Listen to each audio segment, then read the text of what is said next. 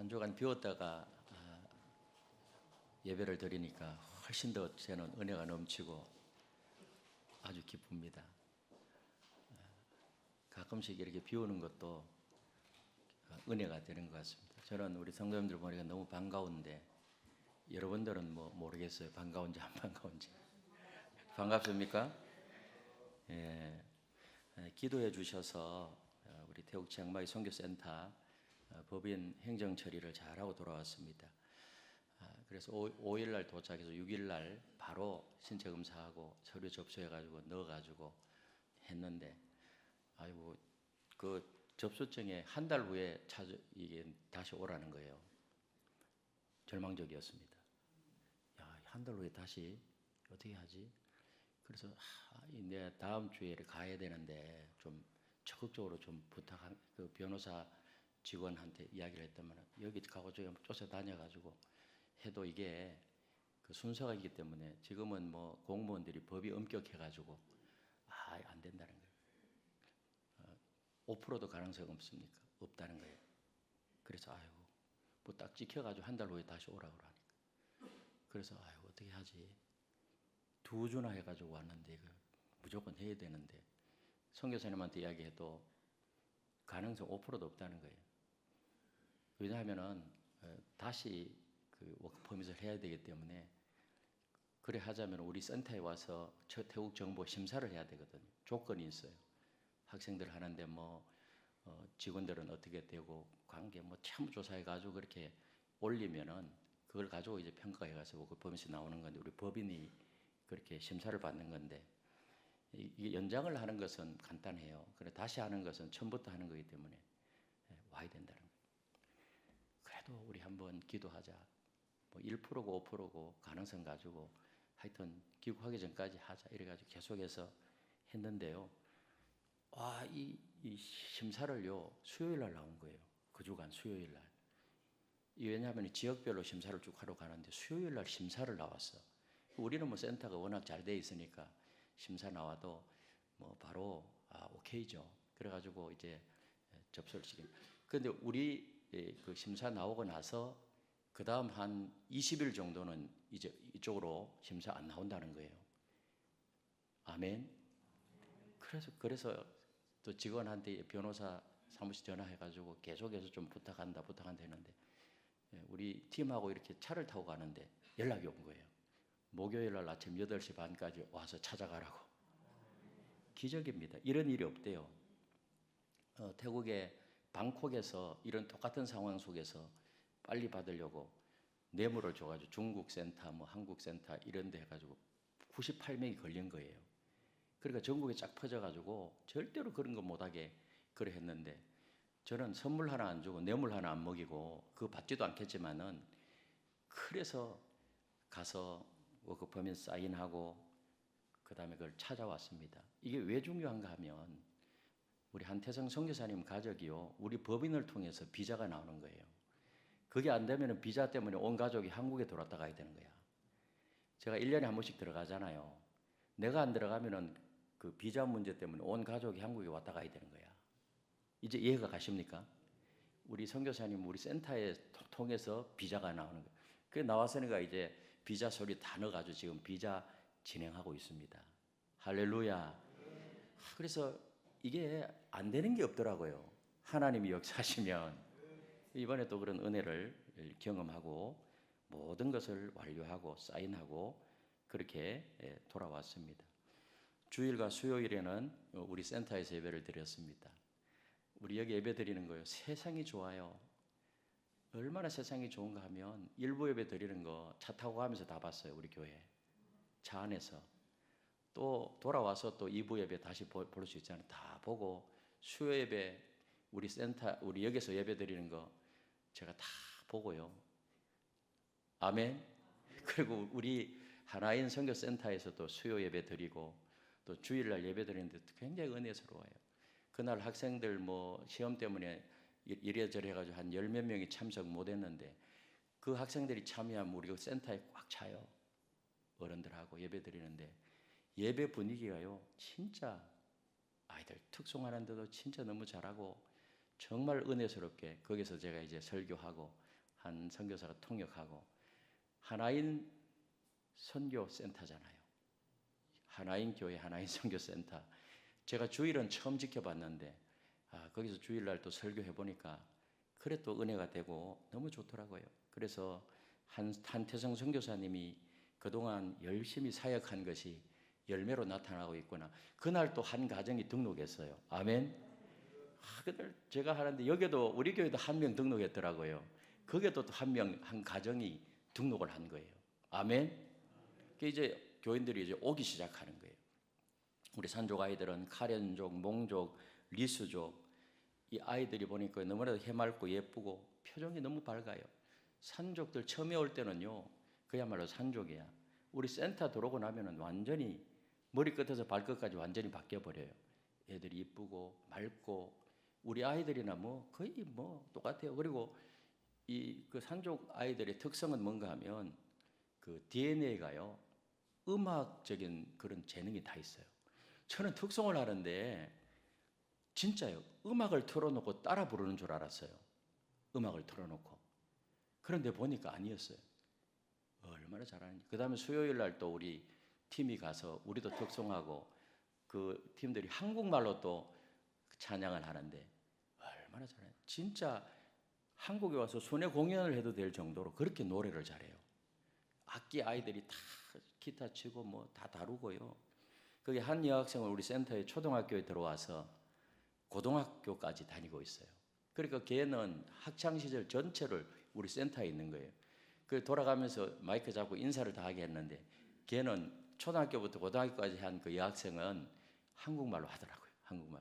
그래서 한국에 와서 그 일하고 싶다 그러더라고요. 한국에. 그래서 한국말 열심히 배우라 그런 이야기 했는데 그 전도사님 부부 또 그 직원 인상이 너무 좋고 잘 뽑았더라고요.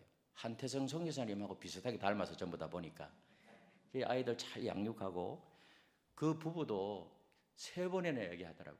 한국 한번 방문해서 보고 갔으면 좋겠다 그런 이야기를 하더라고요. 우리 교회가 태국 치앙마이 지역을 타켓으로 해서 보다 효과적으로 선교하기 위해서 우리 선교센터를 건립했잖아요. 제가 딱 가서 보니까요. 야, 참 그 당시의 타이밍, 그 골든 타임, 그 당시의 타이밍이요. 지금은 그렇게 못해요. 1,500평에 500평 건물, 야, 그때 어떻게 이런 건축을 했을까? 그런 생각이 드는 거예요. 지금은 뭐 너무 많이 올라가지고 상상할 수도 없어요. 그래서 야, 참 하나님의 은혜가 크구나. 제가 그 쭉 보니까 2008년 11월에 치앙마이 메조 지역에 그렇게 땅을 구입하고 건축, 본당, 강의실, 기숙사, 게스트룸 그렇게 해서 헌당했습니다. 우리 교회 성도님들과 또 우리 교회와 또 타교회 성도들 몇몇 교회들이 협력해서 헌신해서 약 2년에 걸쳐서 그 건물을 완공을 했죠. 선교 비전도 기도한 대로 지금 보니까 그대로 이루어지고 있어요. 기숙사 사역 잘 되지요. 교회 개척 사역이 비전이었는데 교회가 개척되어서 정상적으로 예배가 드려지고 있죠. 선교 훈련원으로 비전센터 지금 월요일부터 또 그 서산 중북 그쪽에 있는 교회 한 20여 명이 또 들어와요. 그렇게 또 뭐 미용도 하고 거기는 뭐 건축에 소질 있는 사람도 오고 그래서 그 전체를 한번 깨끗이 한번 정리하라고 제가 그래 한번 이야기했는데 하나인 선교센터 방문하면서 제가 느낀 것 중에 또 하나가 뭔가 하면 세월이 참 빨리 흘러가는구나. 세월의 빠름을 느꼈습니다. 그래서 횟수로 보니까 15년이 흘렀어요. 15년이. 센터를 지을 때 기념식수로 심은 작은 나무가요. 큰 나무가 되어 있었어요. 그 명패도 붙어 있고 망고나무, 야자수, 바나나 나무 뭐 초기에 심었던 나무가 큰 나무가 되어 있어가지고 뭐 야자도 주렁주렁 달려 있고 바나나 달려 있고 그렇더라고요. 그리고 건물도 보니까요 제 눈에 딱 들어오는 것이 이곳저곳 수리해야 될 곳들이 막 보여요. 왜 15년이 흘렀으니까. 기숙사 안에 옷장도 낡았고 이 옷장 그리고 전체적으로 그 손을 보아야 될 그런 부분들이 눈에 막 들어오는 거예요. 왜냐하면은 그 시작부터 끝까지 우리 장로님들하고 직접 다 이렇게 보고 우리 교회 건축하듯이 그래 했기 때문에 속속들이 다 알거든요. 그래서 이런 것은 뭐 세월이 흘러가면서 자연적으로 나타나는 현상이잖아요. 그래서 계속 손을 봐야 되고, 또 아이들 기숙사 안을 이렇게 들여다보니까 침대는 괜찮은데 옷장이 너무 낡아서 문짝이 비틀어져 있고 테이프로 붙여놓고 그런 것들부터 눈에 들어오는 거예요. 그래서 한태선 선교사님한테 저거 옷장 다 바꾸는데 얼마 정도 들었냐 물어보니까 150만 원에서 200만 원 하면 싹 다 바꾼다 하더라고요. 그래서 그러냐고 기도했죠. 우리 팀들이 가 있으니까. 부곡교회가 와 있잖아요. 부곡교회 장로님들이 센터를 다 둘러보고 이 감동을 받더라고요. 은혜를 받고, 그리고 두 장로님 가정에서 200만 원을 헌신하기로 했어요. 한 가정이 100만 원, 한 가정이 100만 원. 얼마나 감사한지 몰라요. 사실은 그들한테는 기회가 주어진 거잖아요. 선한 일을 행할 수 있는 기회가.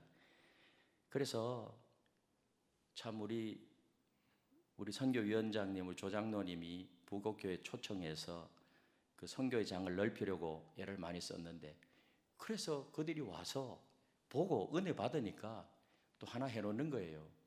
성과 있는 거죠. 할렐루야. 아멘이 약하네. 그래서 그런 생각이 들더라고요. 자꾸 와야 돼. 오면 눈에 보이면 뭐든지 해놓는 거예요. 할렐루야. 그렇게 우리가 건축했지만 거기에 뭐 빚 하나도 없잖아요. 하나님 은혜, 하나님 은혜. 그래서 그동안 코로나로 인해서 방문하지 못했는데 참 이번에 가보니까 새삼스럽게 세월의 흐름을 느낄 수가 있었고, 1년에 한 번 정도는 꼭 방문해서 이렇게 보고 또 정리할 것이 없는가, 그것도 참 꼭 필요하다, 그런 생각이 들더라고요. 여러분, 우리는 평상시에는 그런 시간의 흐름을 별로 느끼지 못하다가 어떠한 상황을 만나거나 또 연말이 되면 어떤 생각이 듭니까? 시간이 빨리 흘러가는구나. 시간의 흐름을 새삼스럽게 느끼게 되는 것입니다. 이처럼 사람이 동물과 다른 것은 시간의 흐름을 아는 지혜가 있어요.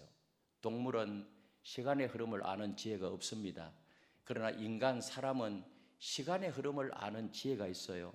그래서 시편 90편 12절에 보니 우리에게 우리의 날 계수함을 가르치사 지혜로운 마음을 얻게 하소서, 이렇게 말씀하고 있습니다. 시간이 흘러가는 것을 아는 사람이 지혜로운 사람이라는 것입니다. 여러분, 시간이 흘러가는 것을 모르고 산다고 하면 그것은 지혜로운 사람이 아니라 어리석은 사람이라는 것입니다. 그래서 오늘 본문에도 사도 바울은 뭐라고 교훈하고 있죠? 세월을 아끼라고 그렇게 교훈하고 있습니다. 바울 사도는 본문을 통해서 특별히 시간 사용의 지혜를 격려하고 있어요. 여러분, 그렇다면 어떻게 사는 사람이 지혜로운 사람일까요? 오늘 이것이 우리에게 주시는 하나님의 말씀입니다. 어떤 사람이 지혜로운 사람이에요? 첫 번째로 시간의 의미를 아는 자가 지혜로운 사람이에요. 어떤 자가 지혜로운 자라고요? 시간의 흐름을 아는 사람이 지혜로운 사람입니다. 시간이란 뭘까요? 하나님이 우리에게 주신 최고의 선물이에요. 오늘 하루는 하나님이 우리에게 주신 최고의 선물임을 여러분 믿으십니까? 그런데 이 시간은 똑같은 걸음으로 가는 것이 아니에요. 여러분, 어떤 사람은 그렇게 말해요. 미래는 주저하면서 다가오고 현재는 화살처럼 날아가고 과거는 영원히 정지하고 있다. 미래는 주저하면서 다가와요. 현재는 화살처럼 날아가는 것입니다. 그 시간은 굉장히 빨라요. 욥기 9장 25절에 보니 나의 날이 경주자보다 빨리 사라져 버리니, 경주자보다 빨리 사라져 버린다. 시편 90편 10절에 보니 너무나도 잘 알고 있는 말씀입니다. 우리 같이 읽어보겠습니다. 시작. 우리의 연수가 70이요 강건하면 80이라도 그 연수의 자랑은 수고와 슬픔뿐이요 신속히 가니. 우리가 어떻게 가요? 시간은 신속히 가는데 날아간다. 시간은 쉬지 않습니다. 아무리 빠르다고 소리쳐도 시간은 조금도 기다려주지 않아요. 여러분, 개인을 위해서 시간이 기다려주던가요? 안 기다려줘요. 그리고 시간은 다시 돌아오지 않아요.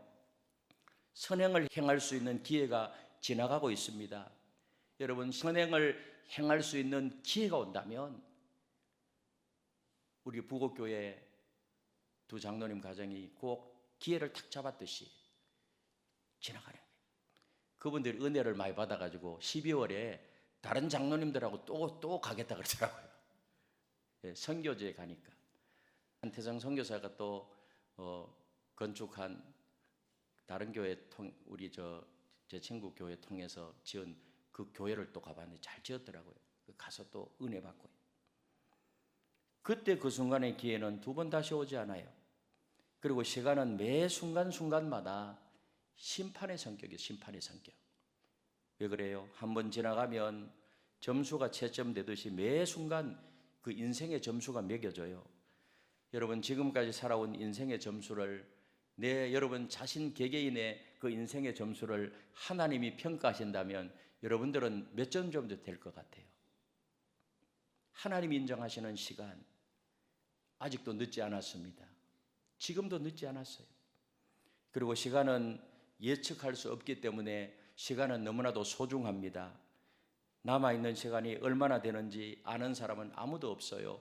앞으로 내 시간이 이 땅에 살아있는 동안 내 시간이 앞으로 얼마나 남아있을까? 모르는 것이 은혜예요. 하나님만 아세요. 그래서 내 자신에게 남아있는 시간 아무도 몰라요. 그런데 지혜로운 사람은요, 나도 언젠가는 끝날이 온다. 종말론적인 그런 마음을 가지고 살아야 되는 것입니다. 우리 태국 치앙마이 김치겸 선교사님 우리 교회 선교 보고도 하고요. 몇 개월 전에 우리 교회 와서 저하고 식사도 하고 사모님과 함께 근데 제가 치앙마이 가기 직전에 사실 치앙마이에서 만나기로 되어 있었는데 하나님의 부르심을 받았어요. 나이는 저하고 똑같아요. 김치겸 선교사님 아시죠? 몽족 선교를 해오셨는데요. 선교센터와 몽족에 교회를 6개를 지었어요. 치앙마이에서 선교를 아주 잘하는 분으로 그렇게 알려져 있습니다. 그래서 이번에 선교사님 사모님을 전화해서 만나서 조의를 표하고 위로해 드렸어요. 근데 의외로 담담하고요. 참 슬프지만은 하나님이 불러가시는 걸 어떻게 하겠느냐. 그래서 사모님은 늘 이 선교사님과 함께 사역을 해 오셨기 때문에 본인이 선교센터도 있고 교회도 있고 그 몽족들은요 이 김치겸 선교사님을 너무 좋아했어요. 그래서 이 사모님이 그 선교를 이어가기로 했어요. 돌아가신 날도요 한국 방문하신 목사님 그 마중 나가서 공항 근처에서 저녁을 아주 맛있게 웃으면서 그 선교팀과 함께 이렇게 식사를 하고 공항에 마중을 나와서 잘 가세요 이렇게 인사하고 공항에서 쓰러진 거예요. 쓰러졌는데 처음에는 급체한 줄 알았대요. 체한 줄 알았대요. 그래서 그래도 태국에서 치앙마이에서 두 번째 큰 병원이고 꽤 좋은 병원인데 병원으로 옮겼지만은 돌아가셨는데 사유는 뭔가 하면 심근경색 쪽인데 대동맥이 터져버린 거예요. 사모님 이야기 들으면 대동맥이 터지면 한국에서도 안 된대요. 대동맥은. 사모님의 이야기를 들어보니까요. 전혀 예측을 못했다는 거예요. 전혀. 왜 그날 저녁까지도 정상적으로 징조가 조금도 없고 그래 정상적이었는데 몽족교회가 슬퍼하면서 정성을 다해서 그 장례의 모든 것을 담당했고요. 그리고 몽족 그곳에 묻혔어요. 몽족 목회자들만 묻히는 곳에 함께 묻혔어요. 사진 한번 띄워볼래요? 저렇게 몽족에. 그래서 치앙마이 몽족 선교에 역사를 남기게 되었어요.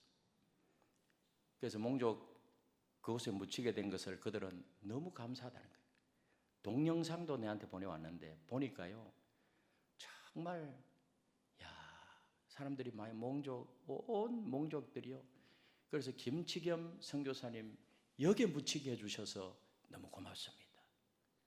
우리 양화진 선교사님의 묘역이 서울에 가면 있잖아요. 이름도 없이 빛도 없이 이 땅에 들어와서 선교하다가 이곳에서 순교하거나 이곳에서 사망하고 그리고 본국으로 돌아가지 않고 여기서 묻힌 수많은 그 선교사님들의 묘비가 있어요. 양화전에 한번 가보세요. 여러분, 이 나라가 이렇게 한국 교회가 든든히 세워지고 부흥되고 이 나라가 축복받게 된 그 뿌리는 선교사님들이 이 땅에 오셔가지고 땀을 흘리고 피를 흘렸기 때문에 우리가 그 피값으로 오늘 우리가 이렇게 정말 좋은 세상에서 믿음으로 살고 있는 줄로 믿습니다. 김치겸 이 선교사님, 그 몽족 그들의 교회사의 역사의 족적을 남긴 거예요. 참 아쉽지만은 그래도 멋진 인생을 사신 분이에요. 죽기 직전까지도 선교를 열정적으로 하고 있었기 때문에 김 선교사님 자신도 아내도 그 누구도 그날이 이 땅에서의 마지막이라는 사실을 알지 못했어요. 여러분, 김 선교사님만 그럴까요? 우리는 내일 일을 모르는 존재예요. 하나님이 가장 귀한 선물인 오늘을 소중하게 여기고 이 순간을 소중하게 여기고 하루하루를 정말 성실하게 살아야 될 줄로 믿습니다. 누구도 자신에게 남아있는 시간을 예측할 수가 없어요. 그렇기 때문에 지혜로운 사람은 세월을 아끼려고 시간을 소중히 여깁니다. 어리석은 사람은 때를 모르기 때문에 시간을 소중하게 여기지 않아요. 다른 것 다 고사하더라도 오늘 이 하나님이 우리에게 주신 오늘이라는 선물을 이것으로 인해서 만족하고 감사하고 하나님의 영광을 위하여서 하루하루 기쁘고 즐겁게 살아야 될 줄로 믿습니다. 두 번째로는 세월을 아끼는 사람이 지혜로운 사람이에요. 어떤 사람이 지혜로운 사람이라고요? 세월을 아끼는 사람이. 오늘 16절에 보니 세월을 아끼라 때가 가니라. 여기 세월이라는 이 말이 헬라어는 카이로스 이 말이에요. 이 카이로스는 한정되어 있는 일정한 시기란 말이에요. 한정되어 있는 일정한 시기. 하나님께서 부여하신 특별한 기회란 말이에요. 무한정하게 주어진 시간을 말하는 것이 아니에요. 이 세월은 한정되어 있는 일정한 시기. 여러분, 사람은 출생부터 하나님이 부르시는 그날까지 주어진 시간이 있습니다. 요람에서 무덤까지 각자 하나님이 정해준 한정되어 있는 일정한 시기가 있다는 거예요. 그 시간을 아끼라는 거예요. 엑사고라조, 아낀다. 세월을 최대한 이용한다 이 말이에요. 시간을 아낀다는 말이. 한정되어 있는 시간을 살아갈 때 하나님이 우리에게 주신 재능과 은사와 돈과 건강과 지위와 이 모든 것을 뭐라고요? 최대한 이용하라. 그것을 통해서 최대한 하나님 앞에 영광 돌리는 삶을 살아라. 이것을 세월을 아낀다. 엑사고라조 이렇게 표현한 것입니다. 그래서 하나님이 우리에게 주신 사명이 두 가지가 있는데 하나는 문화적인 사명이고 하나님은 복음 전도의 사명이에요. 문화적인 사명은 직장에서 일터에서 하나님이 주신 그 일터에서 내가 성실하게 최선을 다하는 겁니다. 그러면은 문화가 개발이 되고 발전되잖아요. 그 다음 또 하나는 뭐예요? 복음 전도의 사명, 하나님 나라 확장을 하는 그 사명, 그것이 우리에게 주어졌다는 것입니다. 카이로스, 엑사고라조, 세월을 최대한 이용하라. 하나님의 영광을 위하여서 이 세월을 최대한 이용하라. 그렇게 사시기를 주님의 이름으로 축복합니다. 근데 우리가 숨가쁜 세월을 정신없이 살다가 보면은요, 주어진 세월을 놓치고 후회하는 경우가 많아요. 세월을 허비하고 후회해봐야 소용없어요. 왜? 세월은 우리를 기다려주지 않기 때문입니다. 그러므로 하나님의 뜻이 무엇인지, 주의 뜻이 무엇인지 이해하며 세월을 아껴야 돼요. 이것이 뭐예요? 지혜로운 사람이라는 것입니다. 그런데 왜 사도 바울이 세월을 아끼라고 권면할까요? 그 뒤에 나오는 말이 뭐죠? 때가 악하기 때문에.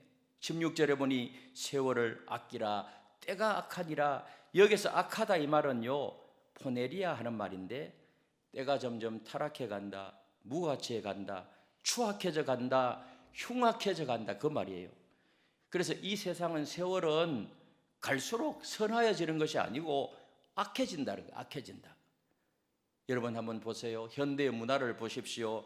하나님을 떠난 세상의 문화와 풍조와 황금 만능주의, 성적 타락과 퇴폐 문화, 극도의 세속주의가 우리 근처에 너무나도 가깝게 다가와 있다는 거예요. 우리도 지금 차별금지법, 뭐 합법화하려고 하고, 동성애를 합법화하려고 하고. 야, 제가 태국에서요, 길거리에서요, 유럽 사람 남자 둘이 가요, 길거리에서 포옹을 하고 막 입 맞추고 그런 거야. 와, 보니까 끔찍한 거야. 이게 합법화되면 우리나라도 이제 그래 되는 거거든요. 남자끼리 둘 다 뭐 이렇게 정상적인 사람이야. 저거 봐라 저거. 야, 한국이 그래 됐어야 되겠다. 한국. 예? 때문에 우리는 이 시대의 풍조에 물들지 않고 동화되지 않고 믿음을 지키면서 그리스도인으로 사는 것이 쉽지 않아요. 왜? 때가 하기 때문에. 존 버녀는 이 세상은 사람을 유혹해서 하나님께로 가지 못하게 하는 마취국과 같다, 이렇게 말했어요. 우리 같이 한번 읽어보겠습니다. 시작. 이 세상은 사람을 유혹하여 하나님께로 가지 못하게 하는 마취를 하면은요, 마취해 봤어요? 이빨을 뽑아도 감각이 없습니다. 뭐 팔다리를 자르고 이식 수술을 해도 감각이 없어요. 마취를 하게 되면. 바로 마귀가요, 인간으로 하여금 천국 가지 못하게 양심도 마비시키고 기본적인 정서마저도 마비시켜서 지옥으로 끌고 가는 그런 무서운 세상이라는 거예요. 다 마비시켜요. 영적인 거 하나님과 점점 멀어지게 해요. 그러므로 우리는 악한 세상과 동화되지 말고 지혜로운 사람이 되어서 하나님의 뜻에 합당한 삶을 살아야 될 줄로 믿습니다. 이것이 중요하다는 거예요. 그래서 사도 바울은 로마서 12장 2절에서 우리에게 분명하게 말하기를, 우리 로마서 12장 2절 말씀 같이 읽겠습니다. 시작. 너희는 이 세대를 본받지 말고 오직 마음을 새롭게 함으로 변화를 받아 하나님의 선하시고 기뻐하시고 온전하신 뜻이 무엇인지 분별하도록 하라. 이 세대를 본받으라. 이 세대 본받을 게 없다는 거예요. 요한일서 2장 15절, 이 세상이나 세상에 있는 것들을 사랑하지 말라. 누구든지 세상을 사랑하면 아버지의 사랑이 그 안에 있지 아니하니. 우리는 그리스도인으로서 우리가 세상의 지배를 받는 것이 아니고요, 우리는 세상을 다스리는 자가 돼야 돼요. 여러분, 우리는 세상을 변화시키는 그런 빛과 소금의 역할을 감당해야 될 줄로 믿습니다. 그런데 어떤 사람은 반대로 살아가요. 세상의 통치자로 지배하는 자가 되고 자기는 피지배자가 되어 하나님을 떠난 온갖 세상의 유혹과 우상과 여건과 그런 것에 동화되고 예속되어 살아갑니다. 이것은 바로 세상의 노예가 되어서 살아가는 삶이에요. 그러면 다 시간을 낭비하고 맙니다. 세월을 아끼는 것이 아니라 어리석은 삶을 살 수밖에 없는 것입니다. 우리는 세상을 정복하고 세상을 다스리고, 아멘이십니까? 변화시키고 세상이 우리의 지배를 받아야 될 줄로 믿습니다. 이것이 바로 하나님의 뜻인 것입니다. 여러분, 창세기 1장 28절에 보니까 하나님이 세상을 창조하시고 하나님이 그들에게 복을 주시고 그들에게 이르시되 생육하고 번성하여 땅에 충만하라. 땅을 정복하라. 바다의 물고기와 하늘의 새와 땅에 움직이는 모든 생물을 다스리라. 정복하고 다스리라. 여러분, 하나님이 우리에게 그런 통치권을 주셨다는 거예요. 요한일서 5장 4절에 보니까 무릇 하나님께로부터 난 자마다 세상을 이기느니라. 세상을 이기는 승리는 이것이니 우리의 믿음이니라. 아멘이십니까? 우리는 믿음으로 살아야 세상을 이깁니다. 믿음으로 살아야 세상을 변화시킵니다. 우리는 세상과 구별된 삶을 살아야 돼요. 선한 일에 힘쓰는 삶을 살아야 합니다. 복음 전도자의 삶을 살아야 됩니다. 소유가 중요한 것이 아니라 나눔이 중요합니다. 복음에 합당한 삶을 살며 나누며 베푸는 삶을 살아야 됩니다. 그럴 때 하나님께서 주신 이 세월을 아끼는 지혜로운 자가 되는 것입니다. 이러한 삶을 살기 위해서 힘쓰는 우리들이 되시기를 주님의 이름으로 축복합니다. 마지막으로 성령 충만한 삶을 사는 자가 지혜로운 사람이에요. 어떤 사람이 지혜로운 사람이라고요? 성령 충만한 삶을 사는 자가. 세월을 아끼랴, 그런 이야기를 하면서 세월을 아끼려면 성령으로 충만해야 된다. 18절에 보니까 술 취하지 말라, 이런 방탕한 것이 오직 뭐예요? 성령의 충만함을 받으라.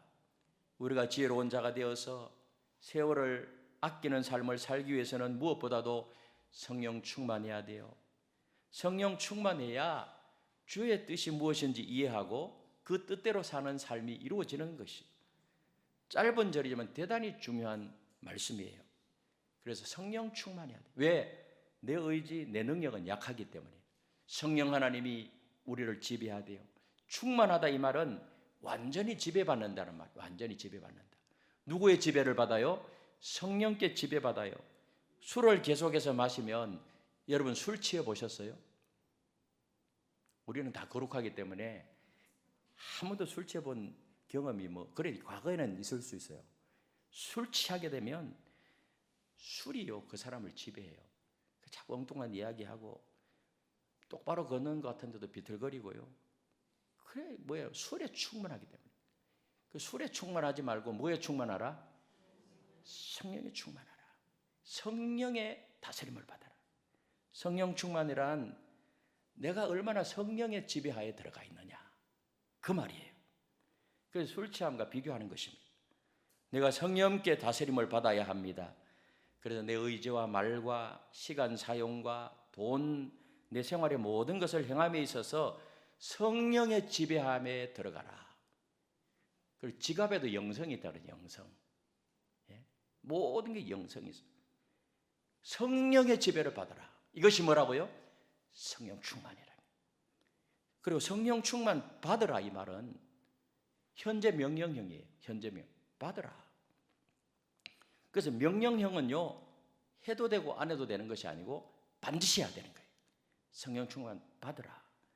그리고 헬라어 동사에서 현재형은 계속적이고 반복적인 뜻이 있어요. 성령 충만을 계속해서 반복해서 계속 성령 충만을 받으라 그 말이거든요. 어떤 분은 성령 충만에 대해서 몇 년 전에 이야기를 합니다. 부흥회 때 받은 이야기, 몇 년 전에 기도해서 받은 이야기, 작년에 받은 이야기. 그런 것이 아니고 뭐예요? 작년에 성령 충만 받았다고 하면 올해도 뭐예요? 계속 성령 충만 받아라. 매일 매 순간 받아야 된다는 것입니다. 반복적으로 지속해라. 여러분 우리가 성령 충만 계속해서 반복적으로 지속하려면 어떻게 해야 될까요? 끊임없는 기도에 끊임없는 기도. 말씀과 끊임없는 기도를 통하여서 계속 성령 충만 받을 때 영의 눈이 열리고 지혜로운 자가 되고 아멘이십니까? 그게 바로 성령의 능력이라는 것입니다. 그러면 바뀌게 되고 세월을 아끼게 되고 여러분 하나님이 원하시는 그런 삶을 살게 되는 것입니다. 그리고 우리가 기준이 있잖아요. 우리의 삶의 기준, 여러분 배도 나침반이 있고요. 운전을 해도 기준이 있어요. 신호가 있고 우리의 삶의 기준은 뭘까요? 성경 말씀. 성령 충만은 곧 하나님 말씀 충만이에요. 아멘이십니까? 그래서 이런 자세로 나가게 되면 성령 충만하게 되면 하나님 아버지의 뜻이 뭔가? 내가 어떻게 하면 하나님 앞에 영광 돌리는 그런 삶을 살 수 있는가? 그래서 세월을 아끼게 되더라는 거예요. 제가 치앙마이에서 또 그 김치겸 선교사 사모님 위로하는데 장로님 부부를 같이 모시고 같이 왔더라고요. 근데 딱 인상을 보니까 첫인상이요. 너무나도 은혜로워요. 얼굴이 편안하고 사모님도 너무 좋고 권사님이죠. 이 장로님은 중학교 때부터 선교 비전이 있었대요. 고등학교 때도 미션 스쿨을 가고요. 그때부터 의료 선교를 내가 앞으로 해야 되겠다. 그래서 공부를 해서 한의대에 들어간 거예요. 한의대를 다니면서 선교의 꿈을 키워나갔고 그리고 졸업해서 한의사가 되어서 병원을 운영하면서 그 시간을 내가지고 의료 선교를 이렇게 다니는 거예요. 선교지를 방문할 때 많은 약들을 준비해가지고 그리스도인들과 이웃을 치료해 주면서 복음을 전하고 몇 년 전에 필리핀의 민도로 섬에서 90명의 선교팀을 인솔해가지고 가서 거기서 사역하고 치료했다 그러더라고요. 그래 민도로 그 제1하나님교회 세웠는데요. 혹시 김윤현 선교사님 알아요? 이렇게 하니까 김윤현 선교사님을 통해 가지고 90명의 그 치료를 했다 이러는 거예요. 세상은 좁아요. 진짜로. 근데 이분이 김치겸 선교사님을 만나서 감동받고 아예 병원 운영하는 걸 때려치워 본 거예요. 그리고 평신도 의료 선교사로 비영리 법인을 만들어서 한 달씩 이렇게 국가에 다니면서 봉사활동을 하는 거예요.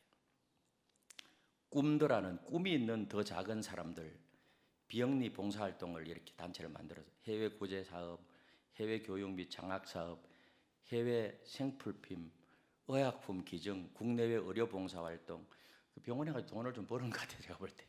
이 쓰는 거예요. 그런데 이번에도 치앙마이 들어갈 때요. 3일 동안 사모님, 그 권사님하고 그 부인하고 약을 포장해가지고 엄청 많이 이걸 이제 그 가져간 거예요. 근데 치앙마이 공항에서요. 세관에서 다 뺏겨본 거예요. 설명을 해도 안 되더라는 거예요. 이제는. 옛날에 우리도 많이 잡혔거든요. 가져가다가. 그러면 뭐 돈 좀 이래 주면은 그냥 통과시켜줬는데 이제는 안 되더라는 거예요.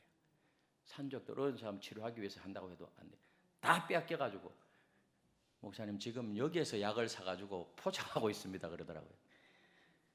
야, 참 한 달씩 머물면서 복음 전하고 침과 약으로 오래 선교를 하고 그래서 그 김치겸 선교사님 센터에 머물면서 거기에 보면은 방이 11개가 있거든요. 거기 있으면서 그 한 달 거의 다 가고 있다면서 제가 그 장로님 부부를 보면서 굉장히 행복해 하더라고요.